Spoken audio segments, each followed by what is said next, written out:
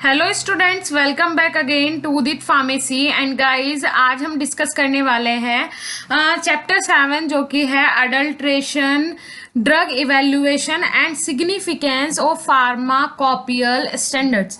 Right, आज हमें discuss करना है 7 चैप्टर का लेक्चर सेकंड, जिसमें हम फर्स्ट लेक्चर में बहुत सारी ड्रग्स का अडल्ट्रेशन फॉर्म, उसके बाद सब्स्टिट्यूएंट कैसे यूज होते हैं, ये सारी चीजें हम डिस्कस कर चुके हैं। ओके, तो इसमें हमारी ड्रग्स आ रही थी जिसका हमें इवेल्युएशन करना था। राइट, सो चलिए लेक्चर को शुरू कर। Biological method of evaluation. अब हमें देखना है, इवेल्युएशन के बारे में हम लास्ट डिस्कस कर चुके हैं। अब हमें देखना है बायोलॉजिकल मेथड इवेल्युएशन का क्या होता है। अब इवेल्युएशन का मतलब मैं फिर से आपको रिपीट कर देती हूँ। इवेल्युएशन का मतलब क्या होता है? किसी भी चीज का पता करना, ठीक है, उसकी जानकारी लेना कि उसमें कोई अडल्टेंट तो यूज नहीं है। अडल्टेंट मीन्स उसमें कोई अडल्ट्रेशन प्रोसेस तो नहीं हुई है, सब्स्टिट्यूशन तो यूज नहीं हुए हैं। तो ये सारी चीजें आ जाती हैं आपकी इवेल्युएशन में। राइट, इवेल्युएशन क्या होता है? किसी भी चीज को इवेल्युएट करना, उसका पता करना कि वो कितने % प्योर है और कितने % उसमें इम्प्योर जो सब्सटेंसेस हैं वो यूज हुए हुए। राइट, जैसे कि in this method the experimentation is carried on biological system therefore living organism. जो बायोलॉजिकल मेथड होता है इवेल्युएशन का, इसमें क्या यूज होता है? इसमें लिविंग ऑर्गेनिज्म के ऊपर एक्सपेरिमेंट करके देखा जाता है। जैसे कि एग्जांपल आप ले सकते हैं लिविंग ऑर्गेनिज्म। लिविंग ऑर्गेनिज्म कोई भी हो सकता है, उसमें एनिमल्स हो सकते हैं, राइट, उसके बाद ह्यूमन बीइंग हो सकता है। किसी पे भी एक्सपेरिमेंट करके देखा जा सकता है इवेल्युएशन प्रोसेस में। उसके बाद देखिए जैसे कि ऑब्जेक्टिव्स क्या क्या हो सकते हैं इवेल्युएशन के, क्या क्या प्रावधान हो सकते हैं। First one is to study quantitative action of drug. देखिए, इवेल्युएशन से क्वांटिटी पता चल जाती है ड्रग की, क्वांटिटेटिव एक्शन पता चल जाता है। मींस कितनी क्वांटिटी ड्रग की यूज हो रही है, कितनी क्वांटिटी में ड्रग बनाई जा रही है। ठीक है, दूसरी चीज to study toxic effect of the drug. Drug के टॉक्सिक इफेक्ट पता चल जाते हैं कि उस ड्रग के कितने टॉक्सिक इफेक्ट हैं, ज्यादा टॉक्सिक इफेक्ट दे रही है या फिर कम टॉक्सिक, जो टॉक्सिसिटी है उस ड्रग की कितनी है। टॉक्सिसिटी, टॉक्सिक इफेक्ट का मतलब क्या होता है? टॉक्सिक इफेक्ट से आप मतलब लगा सकते हैं एडवर्स इफेक्ट। जो क्या, जो हम जैसे आपने सर के दर्द की गोली ली है तो वो सर के दर्द को ही सही करे, ऐसा ना हो कि वो पेट में दर्द कर दे। राइट, टॉक्सिक इफेक्ट का मतलब होता है कि पॉइजन ना बॉडी के अंदर बना दे, जैसे आपको एलर्जिक रिएक्शन देखने को मिलती है, हाइपर सेंसिटिव ना हो जाए आपकी बॉडी। तो ये सारी चीजें आ जाती हैं टॉक्सिक इफेक्ट में। Next one is to study synergistic effect और एंटागोनिस्ट इफेक्ट ऑफ ड्रग। अब देखिए, जो इवेल्युएशन का मेथड होता है बायोलॉजिकल मेथड, इसमें ड्रग का सिनर्जेस्टिक इफेक्ट देखा जाता है। What is the meaning of synergistic effect? देखिए, सिनर्जेस्टिक इफेक्ट कब देखने को मिलता है? जैसे कि कोई भी ड्रग आप ले रहे हैं, आप किसी भी फिजिशियन के पास जाइए, कोई भी डिसीज हो आपको, तो क्या वो एक ड्रग देता है, एक सिंगल ड्रग, कि आपको एक गोली दे दी उसने तो और बोल दिया कि ठीक है इससे आप सही हो जाओगे? ऐसा कभी हुआ है? नहीं हुआ होगा। कम से कम 2 से 3 ड्रग का कॉम्बिनेशन जो डॉक्टर्स होते हैं वो देते ही हैं। सो सिनर्जिस्टिक इफेक्ट का मतलब होता है कि ड्रग का एक दूसरे के साथ तालमेल कैसा है, ये मेथड कहलाता है सिनर्जिस्टिक इफेक्ट। देन उसके बाद एंटागोनिस्ट इफेक्ट। अब एंटागोनिस्ट इफेक्ट क्या कहलाता है? मीन्स उसका कोई अपोजिट इफेक्ट तो देखने को नहीं मिल रहा है ड्रग का। इन सब चीजों का इवेल्युएशन किया जाता है बायोलॉजी method of evaluation में। next one is depending upon experimental animals biological method can be believed as follows। अब देखिए, जो experimental method होते हैं, जो experimental animals होते हैं, उनमें जो biological method किन किन चीजों पे बिलीव करता है, जैसे कि बायो एस्से। अब what is the meaning of bioassay? देखिए, सबसे पहले मैं आपको क्लियर कर दूं कि बायो एस्से का मीनिंग क्या होता है। बायो एस्से का मीनिंग होता है, जैसे आपकी कोई स्टैंडर्ड ड्रग है, राइट, कोई भी स्टैंडर्ड ड्रग आप ले लीजिए, कोई भी जैसे इंडियन फार्माकोपिया है, उसके अंदर कोई भी आप ड्रग कंपाउंड ले लिया आपने, जो किस पे इफेक्ट दे रहा है। जैसे कि आपने कोई कैंसरस ड्रग ली, राइट, और आपने क्रूड ड्रग जो है उसमें विनक्रिस्टिन और vinblastine anti cancerous as a anti cancerous agent माने जाते हैं। ठीक है, विनक्रिस्टिन और विनब्लास्टिन। जो स्टैंडर्ड ड्रग होगी कैंसर के लिए, और जो वो आईपी में या किसी भी रेफरेंस बुक में दी हुई होगी, किसी भी स्टैंडर्ड बुक में दी होगी, तो आप उससे उसका कंपैरिजन करेंगे कि जो वो ड्रग स्टैंडर्ड ड्रग है उसके अकॉर्डिंग, उससे अगर कंपेयर किया जाए तो जो आपकी ड्रग है जो आपने आइसोलेट की है या फिर जिसका आपने अभी इन्वेंशन किया है, जो आपको अभी मिली है, उससे आप उसे क्या करेंगे, दोनों को कोरिलेट करके देखेंगे एक साथ। कोरिलेट करने के बाद ये पता चल जाएगा कि हाँ, मतलब बोल सकते हैं बायोअसरे का मतलब होता है किसी भी स्टैंडर्ड चीज से, किसी भी नॉर्मल चीज का भी इन्वेंशन हुआ है या फिर कोई न्यू चीज, कोई भी न्यू ड्रग है, उसे एक स्टैंडर्ड ड्रग से दोनों का कंपैरिजन करके देखा जाता है कि कितने परसेंट उनकी जो प्रॉपर्टीज हैं वो एक साथ मेल खा रही हैं। इसी मेथड को बोलते हैं बायोअसरे। देखिए अब देख लेते हैं। The estimation of potential of active constituent of crude drug by means of the its effect on living organism is called as bioassay. देखिए क्या देखा जाता है, पोटेंशियल देखी जाती है, एस्टिमेट किया जाता है कि कितनी पोटेंशियल वो जो एक्टिव कॉन्स्टिट्यूएंट है जिसका आप बायोअसरे कर रहे हैं वो बॉडी के ऊपर कितने परसेंट क्या दे रहा है, इफेक्ट दे रहा है, वही कहलाता है bioassay. The bioassay can be studied using experimental animal और isolated tissue, example heart and blood vessels of frog, eye, rabbit, respiration dog. देखिए ये जब एक्सपेरिमेंटल मेथड किया जाता है इवेल्युएट करने के लिए, पता करने के लिए किस पे, एनिमल्स पे, तो उसमें से हार्ट और ब्लड वेसल्स किसकी चेक की जाती है, एग्जांपल के तौर पे फ्रॉग की, राइट। एनिमल्स जो यूज होते हैं फॉर एक्सपेरिमेंटल के लिए, जैसे बायोअसरे हम किसी भी ड्रग का कर रहे हैं तो मीन्स हम कंपैरिजन कर रहे हैं, तो हम क्या करके देखेंगे, जैसे हमने 2 फ्रॉग लिए, राइट, एक फ्रॉग को हमने जो स्टैंडर्ड ड्रग है वो दी और उसका इफेक्ट देखा, और दूसरे को जो अपनी आइसोलेटेड ड्रग है जिसका आप बायोअसरे कर रहे हैं वो ड्रग उसे इंजेक्ट करवाई, फिर उन दोनों में डिफरेंस देखेंगे कि दोनों की जो ब्लड वेसल्स हैं उन पे क्या फर्क आ रहा है, हार्ट बीट जो है, हार्ट रेट जो है, दोनों में क्या डिफरेंस है, तो उससे डिफरेंस पता चल जाता है। जैसे कि आई, अगर किसी की आई पे एक्सपेरिमेंट करना हो किसी भी ड्रग का तो वो रैबिट की, रेस्पिरेशन के लिए डॉग का यूज किया जाता है फॉर एक्सपेरिमेंटल पर्पज, और उसके बाद the drug are administered in the above animal in a particular dilution with specific dose and the quantitative effect are observe, right. देखिए जो मैंने अभी आपको ऊपर बताया, ये जो एनिमल्स हैं इन्हें एक पर्टिकुलर डाइल्यूशन मीन्स एक पर्टिकुलर डोज दिया जाता है, राइट। जितना भी इनके लिए एक हम स्टैंडर्ड से मेजर करेंगे कि कितना उनके लिए डोज सही है, और जो मैक्सिमम डोज होता है वो इंजेक्ट करवाया जाता है, राइट। और उसके बाद देने के बाद एक स्पेसिफिक डोज जब उन्हें इंजेक्ट करवा दिया जाता है, एडमिनिस्ट्रेट करवा दिया जाता है, उसके बाद क्या देखा जाता है, क्वांटिटेटिव, कि कितनी क्वांटिटी में इफेक्ट जो स्टैंडर्ड ड्रग आपने दी है उसका इफेक्ट आ रहा है, ठीक है, कितना परसेंट आ रहा है, और जो आपने अपनी न्यू आइसोलेटेड जिसका बायोअसरे करना चाह रहे हैं न्यू ड्रग का, उसकी क्वांटिटी देखेंगे कि वो कितने परसेंट इफेक्ट दे रही है, तो उससे क्या हो जाएगा, दोनों का कंपैरिजन हो जाएगा, दैट्स कॉल्ड बायोअसरे। उसके बाद बैक्टीरियोलॉजिकल एसे मेथड। अब बैक्टीरियोलॉजिकल मेथड क्या होता है, एसे का ही बायोलॉजिकल जो एसे कर रहे हैं, बैक्टीरियोलॉजिकल एसे क्या होता है। इन this method the drug is evaluated by taking the action of drug on growth of bacteria observe. देखिए अगर जो भी इवेल्युएशन का जो मेथड होता है, राइट, ये क्या देखा जाता है कि जो ड्रग का एक्शन है वो बैक्टीरिया की ग्रोथ पे कितना इफेक्ट दे रहा है, राइट, बैक्टीरिया की ग्रोथ को कम कर रहा है या उस ड्रग को लेने के बाद बैक्टीरिया की ग्रोथ में कोई फर्क ही नहीं पड़ रहा, ये सारी चीजें इवेल्युएट की जाती है। इन this method a pure strain of micro organism is introduced in for surface. अब देखिए एक सफिशिएंट क्वांटिटी में माइक्रो ऑर्गेनिज्म का स्ट्रेन प्रिपेयर किया जाता है।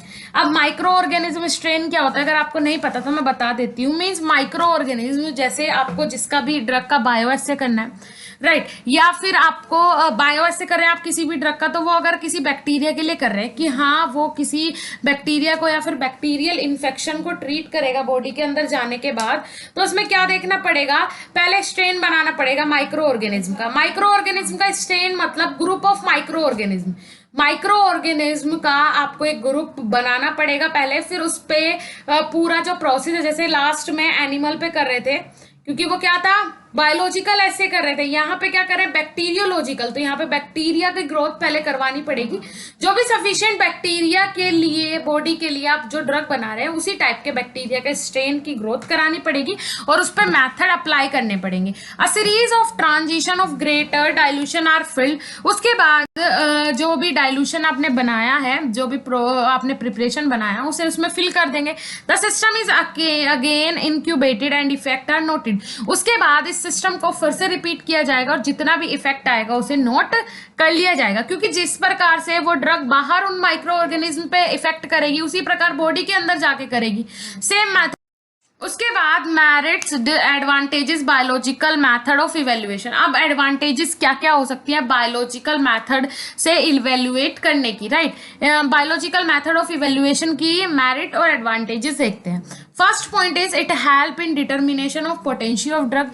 सबसे पहले जो ये बोल सकते हैं बायोलॉजिकल मेथड होता है इवेल्युएशन का, किस में हेल्प करते हैं, determination of potential of drug, drug की पोटेंशियल को डिटरमाइन करने के लिए। पोटेंशियल का मतलब क्या होता है, सबसे पहले समझने की यही जरूरत है। पोटेंशियल का मतलब होता है जैसे कि आपने कोई ड्रग ली, राइट, जैसे पैरासीटामोल ली फीवर को कम करने के लिए, टेम्परेचर को बॉडी का कम करने के लिए पैरासीटामोल आपने ली, तो वो कितने परसेंट बॉडी के अंदर जाने के बाद वो अपना 90% इफेक्ट दे रही है, 95% इफेक्ट दे रही है। मतलब जिस प्रकार से वो आपकी बॉडी का टेम्परेचर कम करेगी उतना ही वो इफेक्ट दे रही है, सिंपल सी बात है, पता चल जाएगा। तो पोटेंशियल का मतलब होता है कि कितने परसेंट आप इनपुट ले रहे हैं और ड्रग आपको कितने परसेंट आउटपुट दे रही है, ये कहलाती है पोटेंशियल, राइट। उसके बाद it give idea about quality of drug. दूसरी चीज बायो एसे से ये पता चल जाता है, इवेल्युएशन मेथड से ये पता चल जाता है कि क्वालिटी क्या है, ड्रग की जो क्वालिटी है वो कैसी है। Next one is synergistic agent and antagonist can be find out. उसके बाद जो सिनर्जेस्टिक एजेंट होते हैं वो अलग से फाइंड आउट हो जाता है कि हाँ ये ड्रग एक साथ कॉम्बिनेशन में अच्छे से इफेक्ट दे रही है या फिर इनका कॉम्बिनेशन सेम इफेक्ट दे रहा है, तो क्या फायदा, फिर तो एक ही ड्रग दीजिए। अगर कॉम्बिनेशन भी 50% इफेक्ट दे तो क्या फायदा, अगर कॉम्बिनेशन किसी भी दो ड्रग का हो रहा है और कॉम्बिनेशन के बाद वो 70, 80, 90% इफेक्ट दे रहा है, तो मीन्स वो सिनर्जेस्टिक एजेंट जो है वो पॉजिटिव वे में एक्शन दे रहा है। दूसरी चीज एंटागोनिस्ट, मीन्स कौन सी ड्रग एंटागोनिस्ट है, मीन्स अपोजिट इफेक्ट दे रही है, ये सारी चीजें फाइंड आउट हो जाती है बायोलॉजिकल मेथड ऑफ इवेल्युएशन से। Next one is toxic effect of drug can be find out. Drug का टॉक्सिक इफेक्ट हम फाइंड आउट कर सकते हैं, राइट, कि कोई भी ड्रग बॉडी के अंदर जाने के बाद क्या कोई अपोजिट इफेक्ट तो नहीं दे रही है। Used when other method of evaluation can not be used, और ये मेथड जब यूज किया जा सकता है, बायोलॉजिकल मेथड तो इजीली कभी भी यूज कर सकते हैं जब कोई और मेथड यूज ना हो इवेल्युएशन का, उस जगह biological method of evaluation use किया जा। उसके बाद demerit disadvantages of biological method of evaluation. अब डीमेरिट्स और डिसएडवांटेजेस देखते हैं बायोलॉजिकल मेथड ऑफ इवेल्युएशन की कि क्या क्या डिसएडवांटेजेस हैं। First one is very complicated method, बहुत ज्यादा कॉम्प्लिकेटेड मेथड है, मीन्स इजीली इसे जैसे कि कॉम्प्लिकेशंस आ जाती हैं इसमें, जब हम ये मेथड अप्लाई करते हैं तो उसमें कभी कभी कंफ्यूजन क्रिएट हो जाती है, कभी कभी कॉम्प्लिकेशंस आ जाती है, तो बहुत ज्यादा कॉम्प्लिकेटेड मेथड है। Next one is costly method. दूसरी चीज कॉस्टली मेथड है, बहुत सारे इसमें कॉस्ट इन्वेस्ट होता है और क्या बोल सकते हैं, एक बोल सकते हैं कॉस्ट फ्रेंडली मेथड नहीं है, टाइम कंज्यूमिंग मेथड, बहुत ज्यादा टाइम यूज होता है इस मेथड को अप्लाई करने के लिए। Fourth point is does not given an idea about morphological, physical और chemical properties of drug. Yes, अगर आप बायोलॉजिकल मेथड यूज कर रहे हैं इवेल्युएशन का तो ना तो मॉर्फोलॉजिकल प्रॉपर्टी का पता चलेगा, राइट, कि मॉर्फोलॉजी क्या है, जो कंपाउंड का आप इवेल्युएशन कर रहे हैं उसकी मॉर्फोलॉजी मींस बाहरी संरचना क्या है, फिजिकल प्रॉपर्टी का पता नहीं चलेगा, मींस जैसे कि उसका पीएच कितना है या फिर उसकी और फिजिकल स्टेबिलिटी, सोल्यूबिलिटी, ये सारी चीजें नहीं पता कर सकते।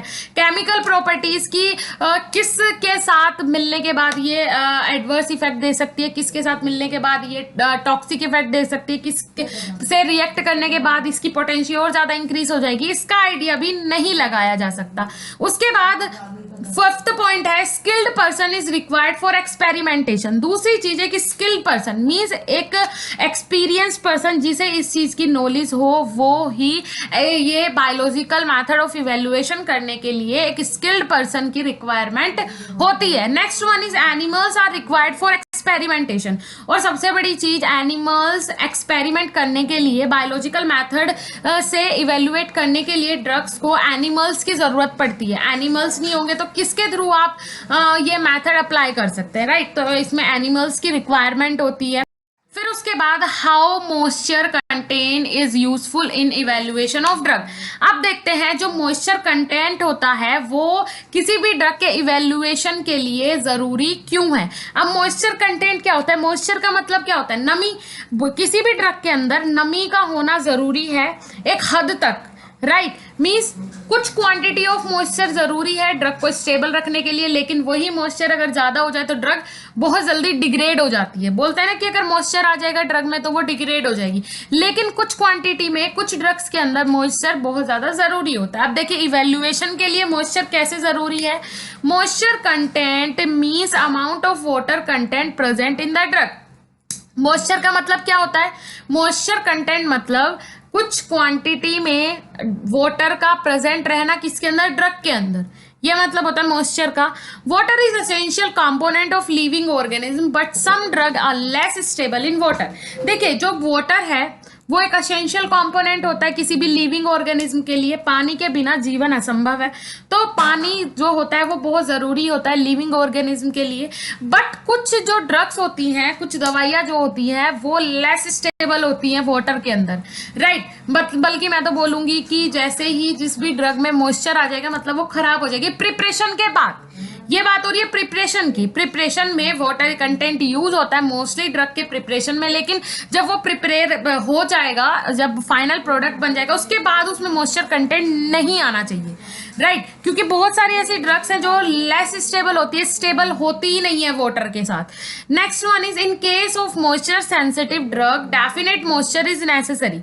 देखिए जो मॉइस्चर सेंसिटिव ड्रग होती हैं उनके अंदर क्या होना चाहिए? डेफिनेट मॉइस्चर जरूरी होता है। एक डेफिनेट क्वांटिटी में, मैंने जैसे बताया एक लिमिटेड क्वांटिटी में मॉइस्चर जरूरी होता है किसी भी ड्रग के अंदर, राइट? उसके बाद the moisture control is necessary to prevent the destruction of crude drug either due to chemical changes और due to microbial contamination, right? देखिए the moisture control is necessary to prevent the destruction of the crude drug. देखिए moisture होना चाहिए present, मैं last शुरू से बोलती भी आ रही हूँ, मॉइस्चर प्रेजेंट होना चाहिए लेकिन एक लिमिटेड क्वांटिटी में, राइट? एक डेफिनेट क्वांटिटी में होना चाहिए, ऐसा नहीं कि बहुत ज्यादा मॉइस्चर उसमें आ गया तो वो खराब हो जाएगी, राइट? उसके बाद either due to chemical change और ड्यू टू माइक्रोबियल कंटामिनेशन, क्योंकि अगर ज्यादा मॉइस्चर हो जाएगा ड्रग के अंदर तो उसमें माइक्रोबियल कंटामिनेशन होने के 100% चांसेस होते हैं। और मॉइस्चर अगर ड्रग में प्रिपरेशन के बाद ज्यादा मॉइस्चर कंटेन हो जाए तो उसमें केमिकल रिएक्शंस होने के चांसेस रहते हैं और माइक्रोबियल कंटामिनेशन के भी चांसेस रहते हैं। मीन्स माइक्रोबियल बैक्टीरिया उसमें ग्रोथ कर सकते हैं, माइक्रो ऑर्गेनिज्म ग्रोथ कर सकते हैं, दूसरी चीजें केमिकल रिएक्शंस हो सकती हैं, राइट? उसके बाद moisture content can be determined bye.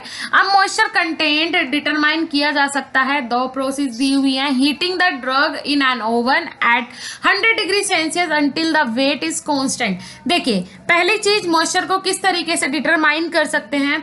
Heat कर सकते हैं अपने प्रोडक्ट को 100 डिग्री सेल्सियस पे जब तक उसका वेट जो है वो कांस्टेंट रहे, मीन्स वेट चेंज ना हो। जैसे कोई 500 mg की कोई ड्रग है, 500 mg का कोई कंपाउंड है या फिर कितना भी क्वांटिटी ले सकते हैं, उसे आपको जब तक हीट करना है जब तक उसकी क्वांटिटी में चेंज ना आए, ठीक है? वेट उसका उतना ही रहना चाहिए जब तक कांस्टेंट है वेट, मींस आप उसे क्या हीट कर सकते हैं। Next one is Karl Fischer reagent is used to determine moisture content. उसके बाद एक रिएजेंट, कैरल फिशर नाम का एक रिएजेंट है, उसे यूज कर सकते हैं मॉइस्चर कंटेंट को डिटरमाइन करने के लिए किसी भी ड्रग के अंदर, राइट? बाद ऐश वैल्यू। अब ऐश वैल्यू क्या होती है? देखिए ऐश वैल्यू मैं आपको पहले समझा देती हूँ। ऐश वैल्यू का मतलब होता है सब सारी प्रोसेस हो जाती है कंप्लीट, उसके बाद ऐश वैल्यू चेक की जाती है किसी भी ड्रग की, right? To help determining the quality and purity of drug in powder form. देखिए ड्रग्स अब पूरी तरीके से कंप्लीटली प्रिपेयर हो जाती है और पाउडर फॉर्म में जो ड्रग्स रहती हैं, ठीक है, उनकी क्वालिटी, क्वांटिटी और प्योरिटी चेक करने के लिए ऐश वैल्यू का नाम दिया गया है। क्वालिटी, क्वांटिटी और प्योरिटी जब लास्ट में कोई भी ड्रग का प्रिपरेशन हो जाता है वो पाउडर फॉर्म में होगा। जैसे कि ऐश इज अ रेजिड्यू, ये एक रेजिड्यू होता है। रेजिड्यू का मतलब जो आपको नीचे से मिले, जैसे रेजिड्यू आप इसे आप प्रेसिपिटेशन भी बोल सकते हैं। रेजिड्यू मतलब एक तरीके से आप पाउडर फॉर्म में ले लीजिए, इकट्ठा हुआ compound. After complete ignition of drug, जब पूरी प्रोसेस हो जाए कंप्लीट ड्रग की, उसके बाद ऐश वैल्यू चेक होती है। In experiment, a carefully weigh quantity of a drug is taken into percolin crucible and it is burned completely। अब देखिए पोर्सिलेन करकाबल क्या होता है, ये देखिए एक लैबोरेटरी मटेरियल होता है जो किसके लिए यूज होता है, जैसे कि हीट, मेल्ट, बर्न। अगर किसी भी कंपाउंड को आपको हीट करना है और बहुत ज़्यादा टेम्परेचर से हीट करना है, तो उसके लिए कौन सा आपका जो बोल सकते हैं इंस्ट्रूमेंट यूज होता है, पोर्सिलेन करकाइबल नाम का एक इंस्ट्रूमेंट है, वो यूज होता है। अगर किसी भी कंपाउंड को आपको ज्यादा हीट करना है, ज्यादा मेल्ट करना है या फिर बर्न करने के लिए ये कंपाउंड यूज होता है, राइट। ये कंप्लीटली बर्न कर देता है किसी भी कंपाउंड को। Heating is continued till to constant weight of the ash are obtain, the percentage of change in weight is calculated, right. देखिए जब तक हीट करना है आपको कंपाउंड को, जब तक हीट करना है, जब तक उसकी दो कांस्टेंट वैल्यू ना मिल जाए। जो कांस्टेंट वैल्यू ली थी पहले, जो कांस्टेंट वैल्यू थी किसी भी ड्रग की, उसमें जब तक चेंजेस ना आ जाए, जब तक आपको उसे क्या करना है, हीट करना है, राइट, कंटिन्यू रखना है हीट। उसके बाद इंपॉर्टेंस ऑफ ऐश वैल्यू। अब ऐश वैल्यू की इंपॉर्टेंस क्या होती है, महत्वता क्या होती है। First point is it help in identification of drug, drug को आइडेंटिफाई करने के लिए, राइट। ड्रग की प्योरिटी और उसके बाद ड्रग की प्योरिटी बोल सकते हैं, या फिर ड्रग की क्वालिटी, क्वांटिटी, इन सब चीजों को डिटरमाइन करने के लिए, आइडेंटिफाई करने के लिए ड्रग को यूज होता है ऐश वैल्यू का लास्ट में। Second point is it help in deciding purity of drug, drug की प्योरिटी डिसाइड करने में हेल्प करता है। It help in detecting the adulteration and substituents. अब देखिए अडल्ट्रेंट्स की, ड्रग में कोई अडल्ट्रेंट, अब अडल्ट्रेंट क्या होते हैं, मींस मिलावट। अडल्ट्रेशन का मतलब होता है मिलावट, कोई मिलावटी सामान तो उसके अंदर यूज नहीं हुआ है किसी भी ड्रग के अंदर। जो जेन्युइन ड्रग है, क्या वो उसके अंदर कोई अडल्ट्रेशन प्रोसेस के थ्रू कुछ अडल्टेंट्स तो यूज नहीं हुए। दूसरी चीज सब्स्टिट्यूएंट्स। सब्स्टिट्यूएंट्स क्या होते हैं कि किसी भी, जैसे एग्जाम्पल ले लीजिए आप, लौंग होती है, क्लोव। क्लोव एक क्या है, एक आपकी जेन्युइन ड्रग है, उसकी जगह अगर क्लोव की हम डांठल यूज कर लें, ठीक है, क्लोव होगा वो पार्ट क्लोव के प्लांट का ही, लेकिन अगर वो क्लोव ना हुआ तो, और हम ये ऐश वैल्यू यूज करते कब, पाउडर फॉर्म में, जब अपनी ड्रग हो, राइट। तो उसमें पाउडर फॉर्म में तो क्लोव हो या फिर उसकी डांठल हो, सबको एक साथ मिला के डाल सकते हैं, लेकिन वो पता किससे चलेगा, ऐश वैल्यू से, राइट। उसके बाद एसिड इनसोल्यूबल ऐश। अब एसिड इनसोल्यूबल ऐश क्या होता है, it is the percentage of ash which is insoluble in dilute HCl। देखिए एसिड इनसोल्यूबल ऐश क्या होता है, ऐसे कंपाउंड्स जो किसके अंदर, मींस अपने हाइड्रोक्लोरिक एसिड या फिर किसी भी एसिड के अंदर इनसोल्यूबल हो, उसकी परसेंटेज काउंट करने के लिए एसिड इनसोल्यूबल ASH यूज होता है। उसके बाद water soluble ash. When above observation fail, the ash is treated with water and percentage of water soluble ash is calculated. देखिए जब ये एसिड इनसोल्यूबल ऐश वाली जो प्रोसेस होती है, अगर ये काम ना करे तो उस टाइम क्या यूज होता है, क्या वाटर सोल्यूबल ऐश का यूज होता है, वाटर की हेल्प से ऐश वैल्यू कैलकुलेट की जाती है। उसके बाद how extractive value are helpful in drug evaluation. अब देखिए एक्सट्रैक्टिव वैल्यू, किसी भी कंपाउंड की एक्सट्रैक्टिव वैल्यू कैसे हेल्प करती है ड्रग को इवेल्युएट करने में, ड्रग की प्योरिटी, क्वांटिटी और क्वालिटी चेक करने में। जैसे कि extraction of drug is done with solvent such as water, alcohol, ether. अब देखिए ड्रग का एक्सट्रैक्ट जो निकालते हैं, ड्रग के एक्सट्रैक्शन के लिए अलग अलग सॉल्वेंट्स यूज हो सकते हैं, ठीक है, ड्रग का जब एक्सट्रैक्ट निकालते हैं, कोई भी ड्रग आप एलोवेरा ले लीजिए, एलोवेरा आपने घर में देखा होगा, उसका एक्सट्रैक्ट आप कैसे निकालते हैं, क्या चीज यूज करते हैं, हाथ से तो नहीं निकाल लेते, 2-3 कंपाउंड यूज करते हैं। अगर आप घर में नॉर्मली निकाल रहे हैं तो आप नाइफ लेंगे, नाइफ के थ्रू उसके अंदर का एक्सट्रैक्ट पूरा बाहर निकालेंगे, राइट।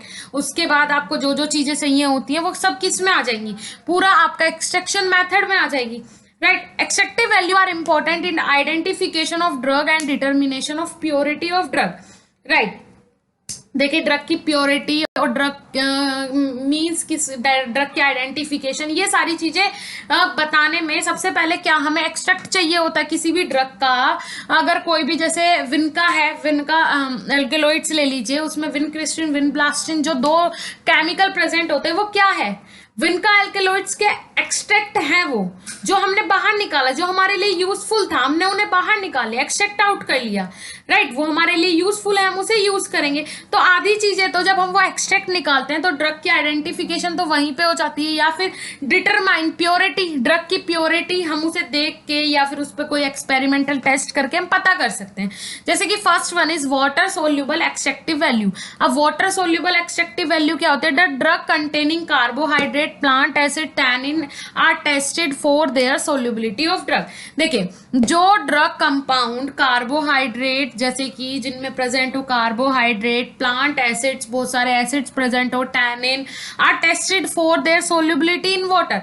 तो वो किस तरीके से टेस्ट किए जाते हैं, क्योंकि वो सोल्यूबल होते हैं वाटर के अंदर, तो ये वाटर के साथ इनकी सोल्यूबिलिटी चेक करके एक्सट्रैक्ट आउट किया जाता है। उसके बाद second, alcohol soluble extractive value, the drug containing alkaloids, जो ड्रग्स एल्केलॉइड्स कंटेन करती है, resin, glycoside are tested for their solubility in 90% alcohol. और ये सोल्यूबल होते हैं कितने, 90% अल्कोहल के अंदर ये सोल्यूबल होते हैं। तो अल्कोहल के साथ इन्हें सोल्यूबल करा के इन्हें एक्सट्रैक्ट आउट किया जाता है।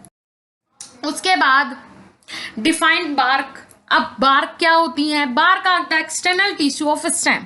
बार्क आपको पता है किसी भी पेड़ की छाल, जो पेड़ पे आपको बाहर से, सबसे बाहर से जो दिखेगा, जो ब्राउन ब्राउन होता है, वो क्या होता है, बार्क होती है। किसी भी ट्री की क्या होती है, वो बार्क होती है, मीन्स छाल। External tissue of stem, stem का एक्सटर्नल टिश्यू है, बाहरी हिस्सा है। टाइप ऑफ बार्क, अब बहुत सारे पार्ट हो सकते हैं, टाइप हो सकते हैं बार्क के, जैसे कि first one is flat bark. The bark are collected from large plant and I show flat surface. देखिए, जो लार्ज प्लांट होते हैं, जैसे ट्रीज हैं, अर्जुन का पेड़ बहुत बड़ा होता है, तो उस पे जो बाहर से दिखाई दे, आपको नॉर्मली जो दिखाई दे जाए और इजीली वो कंटेन की जा सकती है, वो होती हैं फ्लैट बार्क, जैसे कि अर्जुना बार्क एग्जाम्पल। उसके बाद कन्वेड बार्क। अब कन्वेड बार्क क्या होती है, the bark are collected from primary branches of stem. देखिए, ऐसी बार्क जो कलेक्ट की जाए primary branches of stem. Primary branches of stem, पेड़ पे, कोई भी पेड़ है, जैसे एग्जांपल यहाँ पे दिया अशोका। अशोका का जो ट्री है, उस पे जो स्टेम्स है, मीन्स जो उसकी ढालियां हैं, उन पे जो सबसे पहले, प्राइमरी मतलब जो सबसे पहले बार्क आई होगी, सबसे पहला जो बार्क आई होंगी, वो कहलाती हैं कन्वेड बार्क्स, राइट। जो primary branches of stem, stem की प्राइमरी ब्रांचेस मतलब शुरुआत में जो स्टेम के ऊपर जो बार्क आती हैं, मीन्स पेड़ की छाल सबसे शुरुआत में जो आई होगी, वो अगर कलेक्ट करते हैं तो वो कहलाती है कन्वेड बार्क।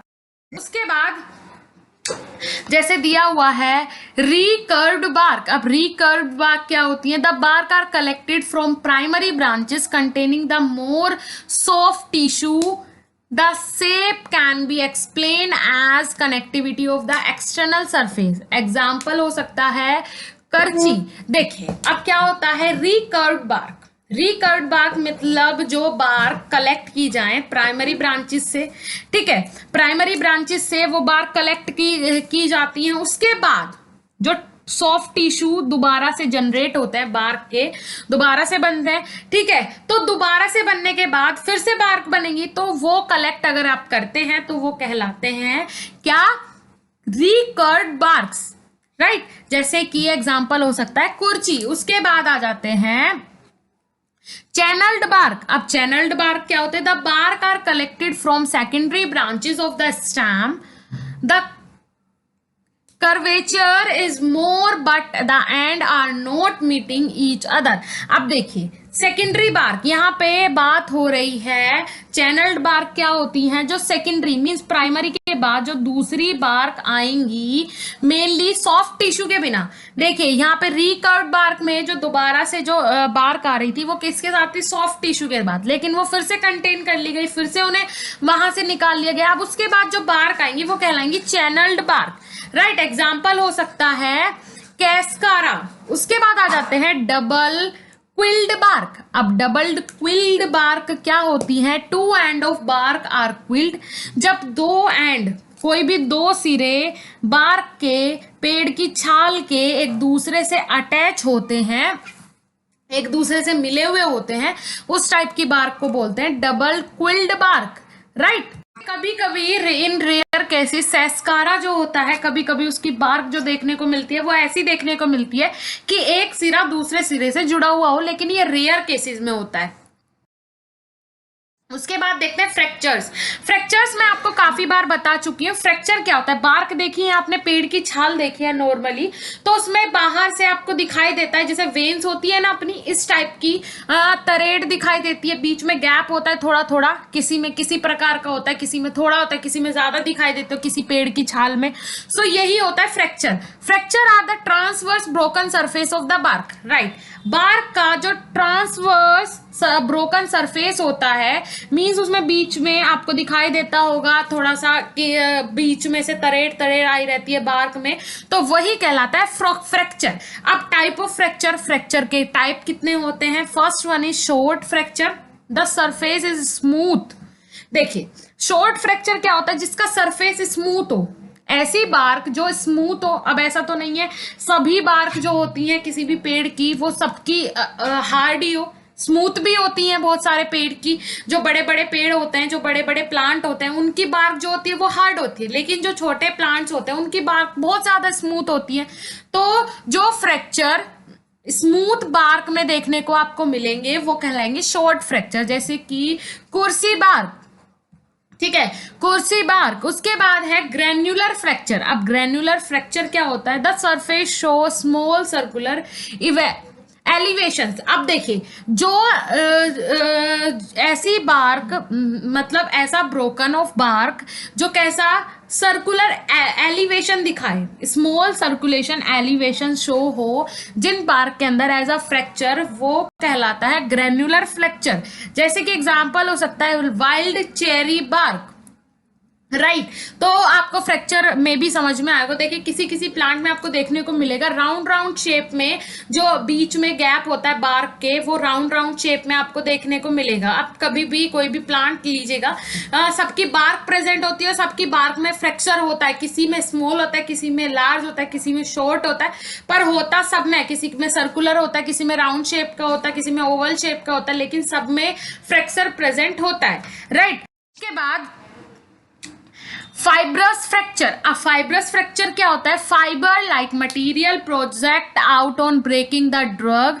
देखिए अब कोई भी फाइबर लाइक मटेरियल, जैसे कि फाइबर के मटेरियल्स होते हैं, फाइबर के आपने पदार्थ देखे होंगे जितने भी फाइबर के बने हुए होते हैं, उस टाइप का ब्रेकिंग द ड्रग, ऐसा फ्रैक्चर देखने को मिलेगा उनके ऊपर जिस टाइप के फाइबर्स के कंपाउंड्स होते हैं, ऐसा कुछ आपको देखने को मिलेगा। मतलब मीन्स बोल सकते हैं कुछ अलग टाइप का ये फ्रैक्चर होगा, फ्लैट नहीं होगा, उसके बाद ओवल शेप में नहीं होगा। ये अगर किसी अलग तरीके से शो हो रहा है तो वो कहलाएगा फाइब्रस फ्रैक्चर। जैसे कि एग्जाम्पल आपने देखा है जिंजर आपके घर में रहता है, उसकी जिंजर अभी उठा के देखिए, उसके ऊपर जो लेयर होती है, उसकी बार्क जो होती है, उसमें किस टाइप का फ्रैक्चर होता है, राइट। सिंकोना हो सकता है। उसके बाद स्पेंसरी फ्रैक्चर, आज the surface show various level और स्टेप, एग्जाम्पल्स सिन्नामोन बार्क। अब देखिए जो सरफेस होता है इस टाइप की बार्क का, वो अलग अलग वेरियस लेवल्स शो करता है कि आज ऐसा है, उसके ऊपर फ्रैक्चर, कल दूसरी टाइप का होगा, फिर तीसरी टाइप का होगा, अलग अलग टाइप के फ्रैक्चर शो होते हैं, वो कहलाता है स्पेंसरी फ्रैक्चर, राइट। उसके बाद लैमिनेटेड फ्रैक्चर। अब लैमिनेटेड फ्रैक्चर क्या होता है? The drug can not be broken in single plane. अब देखिए ये इस टाइप की ड्रग्स होती हैं, इस टाइप के कंपाउंड्स होते हैं जो सिंगल ब्रोकन नहीं, उनमें बहुत सारे एक साथ ही आपको बहुत सारे ब्रेक देखने को मिलेंगे, बहुत सारा सरफेस, बहुत सारा ब्रोकन मीन्स ब्रोकन एरिया देखने को मिलेगा किसी भी बार के ऊपर। मीन्स आपको ऐसा दिखेगा यहीं से जैसे बहुत सारे छोटे छोटे ब्रेक देखने को मिले, जैसे आपके हाथ में जो रेखाएं होती हैं किसी किसी के हाथ में बहुत सारी प्रेजेंट होती हैं एक ही साथ, तो इसी टाइप का आपको एक ओवरव्यू देखने को मिलेगा लैमिनेटेड फ्रैक्चर का। जैसे कि एग्जांपल हो सकता है quassia root. Okay guys, so thank you so much for watching our video lecture. And guys हमारे 7 चैप्टर कंप्लीट हो चुके हैं फार्माकोग्नोसी के। 8 चैप्टर के साथ जल्दी ही मिलेंगे नेक्स्ट लेक्चर में। तब तक के लिए धन्यवाद, नमस्कार।